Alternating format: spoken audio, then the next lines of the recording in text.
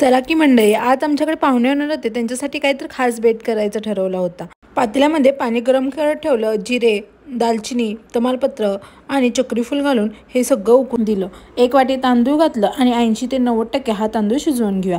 कढईत तेल गरम करत ठेवलं. तेल गरम झाल्यानंतर त्यामध्ये थोडंसं मीठ घातलं, जेणेकरून पनीर अळणी लागणार नाही. पनीरचे तुकडे कढईमध्ये आता आपण फ्राय करून घेणार आहोत. गॅस आपण मध्यम ठेवूया आणि पनीरच्या पीसेसवर ग्रीन मार्क येईस्तोवर परतून घेऊया. 5 ते 6 मिनिटं हे पनीर परतून घेतलं. इथे 80 ते 90% हा तांदूळ शिजलेला आहे. पाहू शकता. हा सगळा तांदूळ चाळणीवर काढून ठेवूया आणि थंड होऊन देऊया. त्यानंतर मध्यम आकाराचे 3 कांदे मी उभे चिरून घेतलेले आहेत आणि ते सोनेरी रंग येईस्तोवर परतून देऊया. मध्यम आकाराचे 2 टोमॅटो बारीक चिरून घालून घेऊया. टोमॅटो घातल्याने बिर्याणी मौसूत होते, कोरडी पडत नाही, चवीला सुद्धा छान लागते. इथे कांदा टोमॅटो छान परतलेला आहे. 1.5 चमचे आले लसूण पेस्ट घातलेले आहे. कांदा टोमॅटो छान परतून द्यायचा मध्यम आचेवर, जेणेकरून पाणी सुटत नाही. 2 मिरच्या घातल्या आणि मिक्स करून घेतलं. 1 वाटी दही घातलं आणि ते सगळं एकसारखं हलवून घेतलं. टोमॅटो मऊ होते. 1-2 मिनिटं छान परतून देऊया. 1 चमचा चवीला तिखट असणारं लाल तिखट, धनेपूड 1 चमचा, जिरेपूड सगळं त्यामध्ये मिक्स करून घ्यायचं. वास पण खूप छान येत आहे आणि दिसायला सुद्धा भारी दिसत आहे. 1 वाटी मी हिरवे वाटाणे घेतलेले आहेत आणि एकसारखे मिक्स करून घ्या.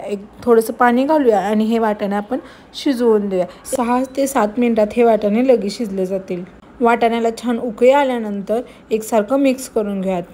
नंतर घरात तयार केलेला गरम मसाला घालूया आणि चवीनुसार मीठ घालूया. छान अशी ग्रेव्ही तयार झालेली आहे आणि घरभर छान सुगंध सुटलेला आहे. कलर सुद्धा खूप छान आलेला आहे आणि पातळसर अशी ग्रेव्ही तयार झालेली आहे. यामध्ये शालो फ्राय केलेलं पनीर घालून घेणार आहोत आणि सगळं मिक्स करून घेणार. पनीर शालो फ्राय केल्यामुळे पनीर चिवटही होत नाही आणि चवीलाही पनीर छान होतं. शालो फ्राय केल्यामुळे पनीरचे तुकडेही होत नाहीत. आपण 2 लेअर करणार आहोत. त्यामध्ये अर्धी भाजी आपण काढून घेतलेली आहे आणि अर्धी भाजी त्यामध्ये ठेवून दिलेली आहे. भाताचा थर लावून घेणार आहोत. गरम भात असला की मसाल्यामध्ये भाताचा फ्लेवर छान येतो. त्यावर फ्राय केलेला कांदा आणि भरपूर अशी कोथिंबीर घालून लेअर करताना अजिबात दाबायचं नाही. हलक्या हाताने सगळं करायचं, नाही तर बिर्याणी मोकळी होत नाही. थोडंसं तूप घालायचं आणि 1-2 मिनिटं ह्याला छान दम देऊन घ्यायचं. बिर्याणीला छान दम देऊन झालेला आहे. इथे बिर्याणीचा वास खूप छान घरभर पसरलेला आहे. इथे आपली बिर्याणी दमदमीत मटार पनीर बिर्याणी तयार आहे. कशी वाटली नक्की कमेंटमध्ये सांगा. आवडली असेल तर लाईक करा, शेअर करा आणि आपल्या चॅनलला सबस्क्राईब करा आणि अशाच नवनवीन रेसिपीसाठी आपल्या चॅनलला रोज भेट देत जावा.